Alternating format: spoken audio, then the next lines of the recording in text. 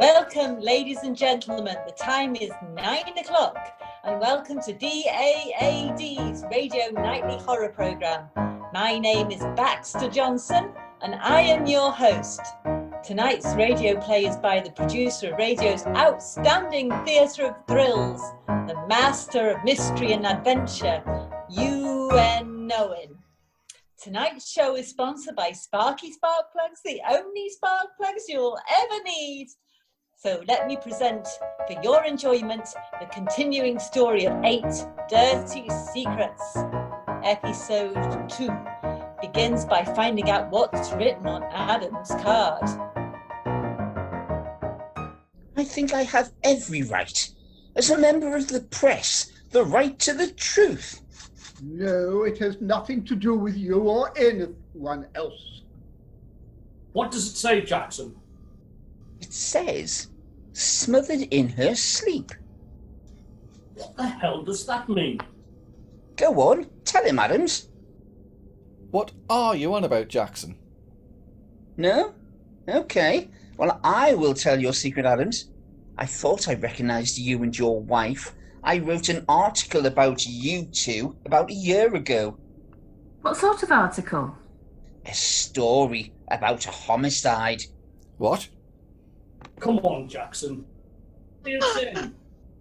Well, our lovely butler and cook were arrested after their previous employer died in her sleep. At first, the doctors thought it was natural causes, but then they realised she'd been smothered and choked. Oh, my wife told me we shouldn't have come to work here. Adams and his wife stole all the old lady's jewellery, but the poor lady found out and Adams and his wife killed her to shut her up. True, Adams? What was that noise? I will go and find out, miss.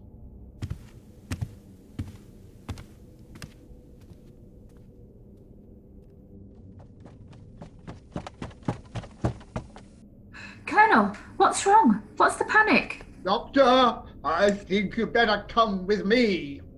What is it, Colonel? It's Mrs. Adams. I heard a crash and I went to the kitchen and... Well, what happened to her? I don't know, Doctor. I found her lying on the floor. Doctor, how is she? Is she... There's no pulse. I'm afraid she's dead, Adams. I'm sorry. It looks as though she's been strangled. Look at the red marks around her neck. Oh, look on the floor. There's a dressing gown cord. You don't suppose... It certainly looks like it. Look, there are small pieces of material off the cord around her neck. That would have been used to strangle her. So there is a murderer in the house, but why? Why kill Mrs. Adams? Adams, do you know of anyone who'd want to hurt your wife? I have no idea, sir. No one I could think of. Do you think this could have anything to do with what was written on the card? It's true. We did kill her. We had to. She was going to report us to the police. We panicked. I've never regretted anything more in my life. Come on, Adams. Come back with us to the dining room. Yeah, I think you need a stiff drink. Thank you, sir, madam. What's happened? Is Mrs. Adams all right? What was that noise? Is she okay? No, I'm afraid she's been killed. Someone has strangled her. Oh, Adams, come and get a drink. Am I the only one who now wants to open their envelope just to see what's been written about them? I certainly don't want to take part, Mr. Randall. Miss Ross, I'm not scared of anything that's been written on a little piece of paper. Go on then, Mr. Randall. It might be another juicy story for my front page. Oh, shut up, Jackson. Okay, fine. I'll open mine if it's going to make everyone happy. Come on, Mr. Randall. Don't keep us all in suspense. Here, I'll open it. Jackson, I'm warning you. You didn't have to snatch it. do something like that again, and I'm warning you. Yeah. It says, mother of your unborn child. What does that mean, Mr. Randall?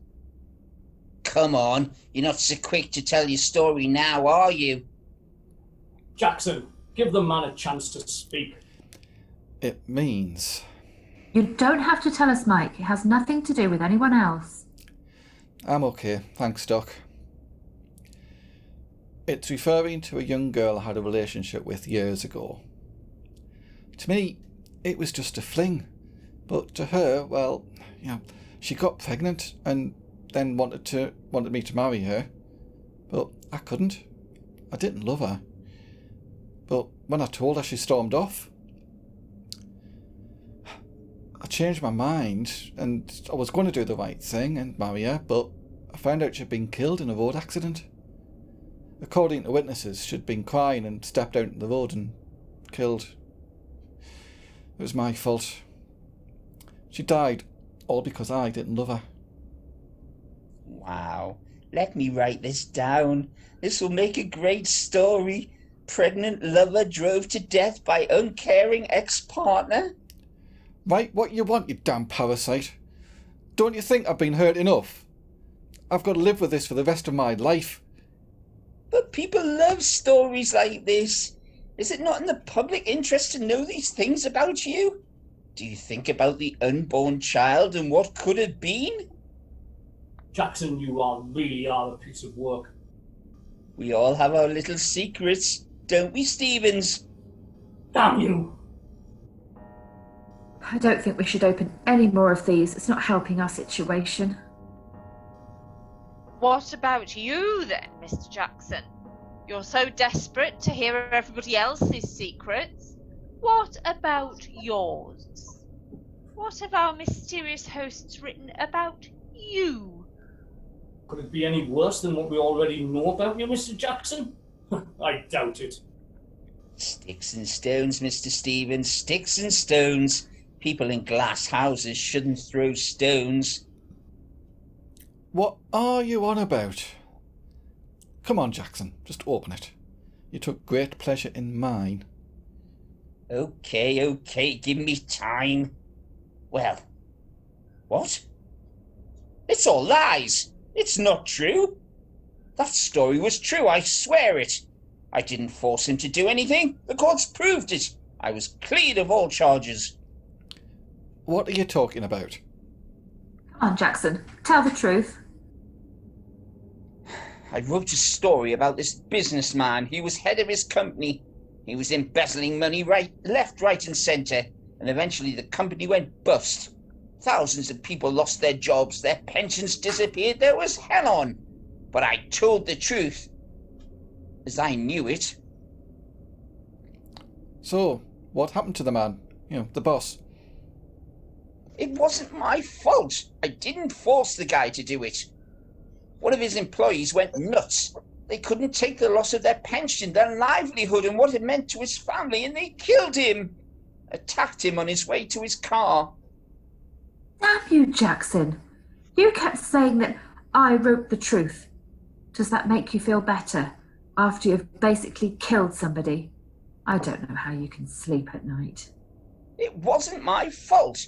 I got the information direct from one of the boss's most trusted employees. My conscience is clear, Doctor. I sleep fine.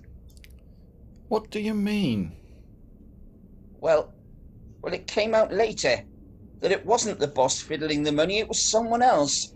The information I got was fake. Who? It was my source, trying to cover their own tracks. I was a fool. I didn't check the story. I should have checked it. Damn it! I need a drink.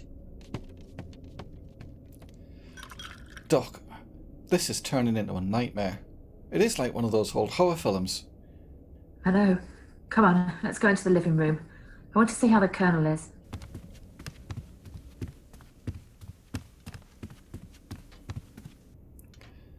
Jackson, you seem to know something about everybody in this house. What if it's you? You could be the murderer. You could be planning the story of a lifetime from the murderer's point of view.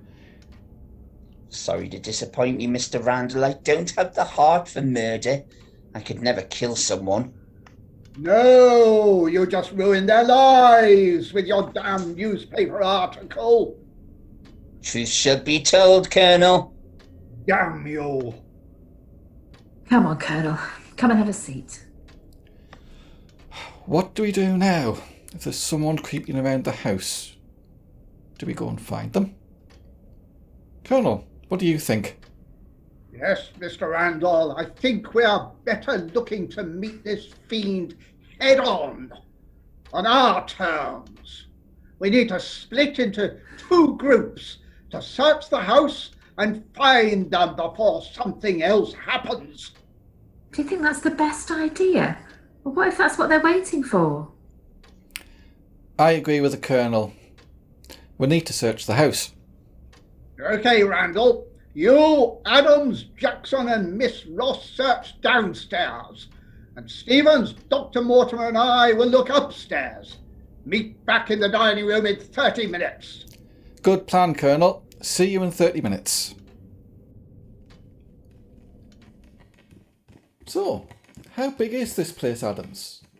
Did you have a chance to look around? My wife and I saw the bedrooms, kitchen, dining room and lounge, sir. I did go down to the cellar to get some wine, but that was about it. There seems to be loads of rooms and corridors. Where are we going to first, Mr. Randall? Why do I get the feeling we're going to the cellar first? It seems like the best place to start, Mr. Jackson. You should be used to starting at the bottom. This was not what I expected tonight. I thought go in, get some juicy gossip, write a few best-selling stories, make some money, and get free food and drink.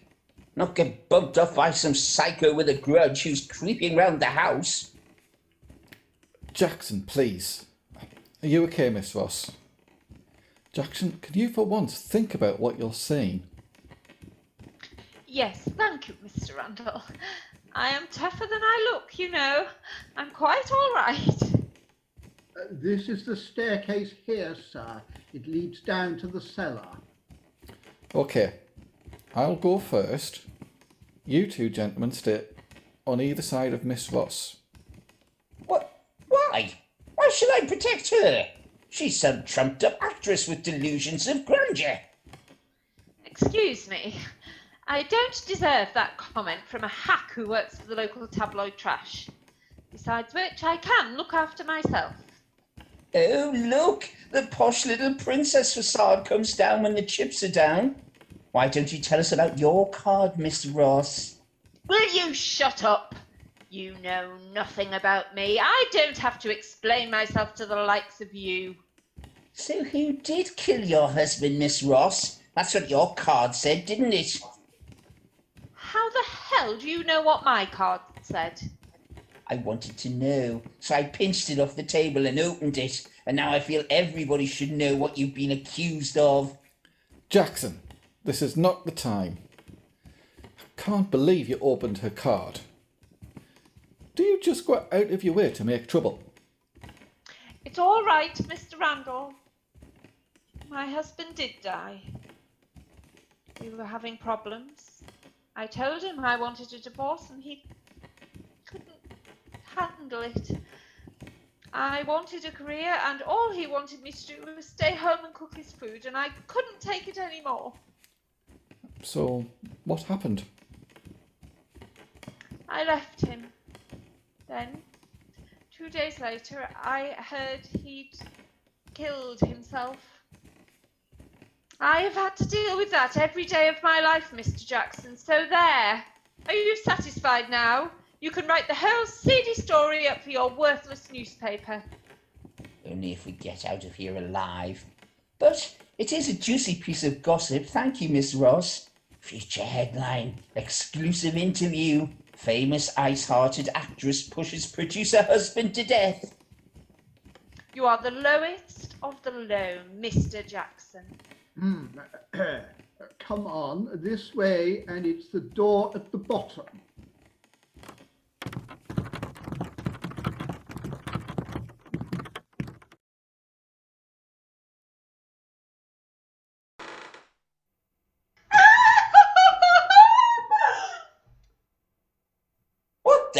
you screaming at? Look over there in the corner. What's that? Where? There's nothing here. Look, it's just a load of bottles and old boxes. Oh, I'm sorry. I'm so on edge. I must have been seeing things. Don't worry, miss. It does look kind of scary down here. I can't see anything out of place. What about you, Adams? No, sir. Everything looks the same as the last time I came down. I've had enough of this. Come on, I'm going back upstairs.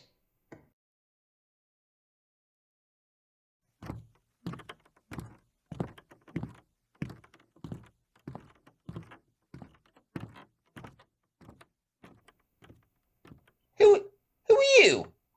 Wait, what are you doing? Wait, are you... This is the end of episode 2 of 8 Dirty Secrets. Tune in tomorrow to find out what has happened to Jackson. And please remember today, daily sponsors, Dawson's dressing gowns. Feel the quality against your skin. Thank you and good night.